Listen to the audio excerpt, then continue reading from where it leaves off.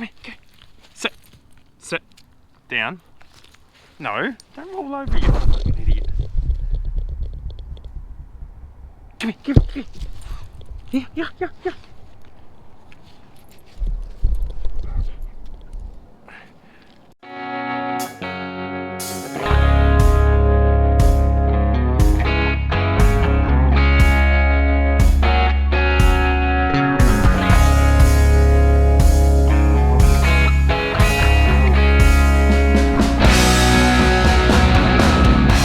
Episode may be a little bit muddled up, but we had to send those cables that were faulty to town, and it's the same for every farmer. When you get something that plays up out on the farm, you're always wondering, like, when is it going to get to town? Who's going to town today? Are the neighbours going to town?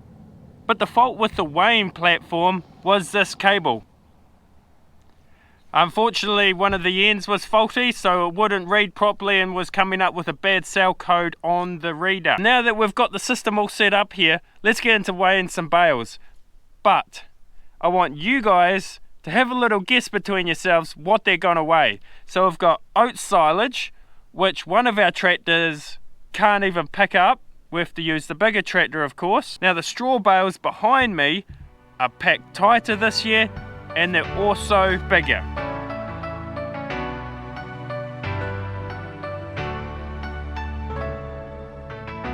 Laying in your bed, fighting ghosts. Before we put anything over the scales, whether it's bales or cattle, we jump on it ourselves. Here goes. I think moving all those fodder beat fences has worked pretty well.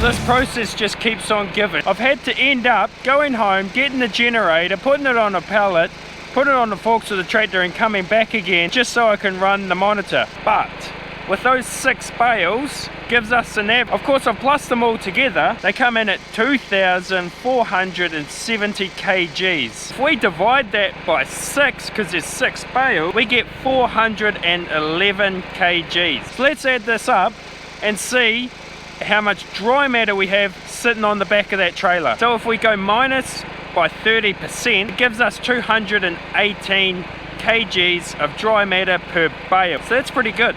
Now here's the interesting thing. We started out the season with this bale paddock damn near full. It meant we had 800 bales of straw on hand. So let's have some fun and times 800 by 288. Comes back at just over 230,000 kgs of dry matter. That's a lot of weight. But these oat silage bales are even heavier. So let's have a crack at them.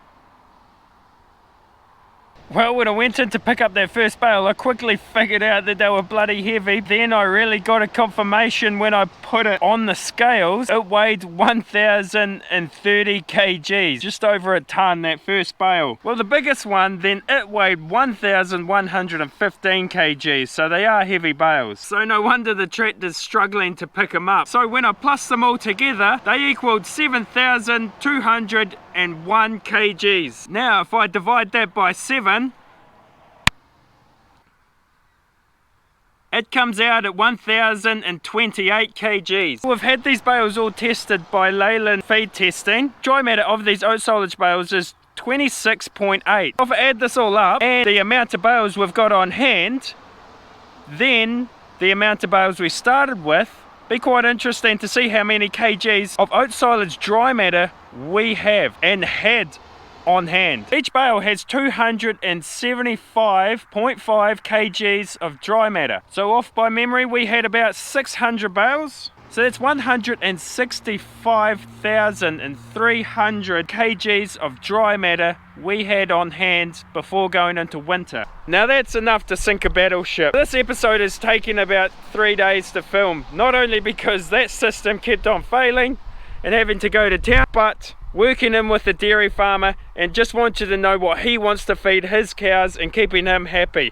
So why am I telling you that there's 400 odd bales left? Well, it's because we're going to sell 350. Because we've done this midwinter stock take, we have pinpointed our surplus and we know what to sell. We can get rid of it, get some money in the bank. Also up the farm on the fodder beet paddock, we don't have an excess there. We're about on target and every paddock is good how it is. Hopefully I've shown you a side of this operation you would have never seen otherwise.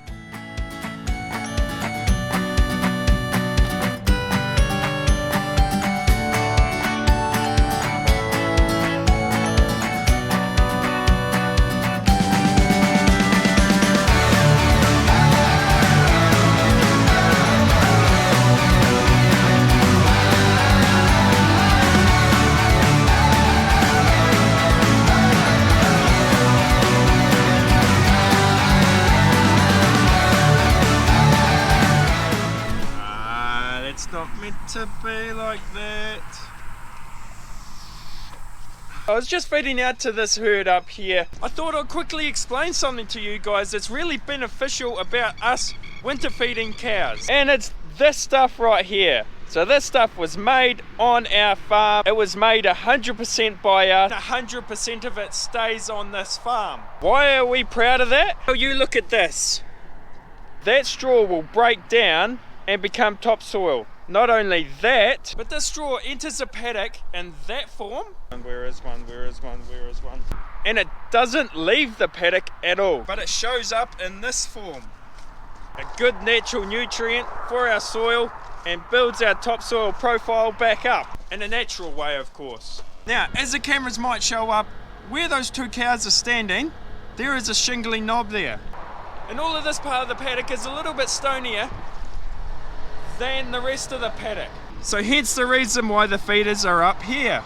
Because we want the cows to deposit, if you will, the shit up here to build this topsoil back up so it's like the rest of the paddock.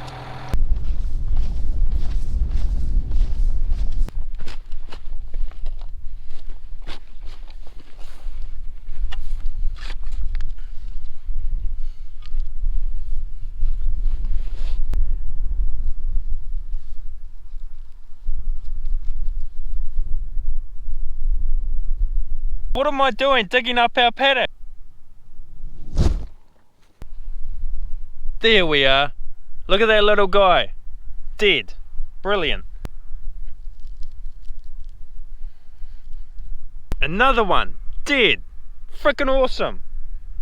This is brilliant. In another film that I had, we went through and heavy rolled these paddocks. Since then, we have sprayed it off, costing us about $100 per hectare, and we're seeing some results. I'll just check at another site here.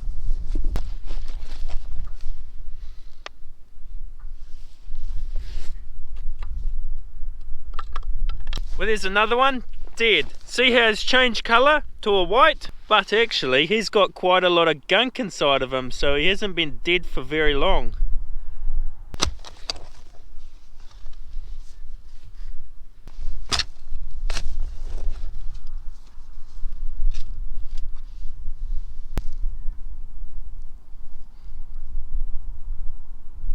Here's another one.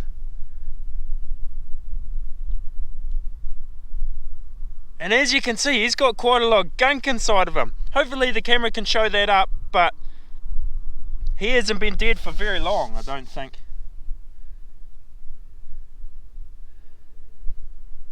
Here's another one again, and these guys are actually quite deep.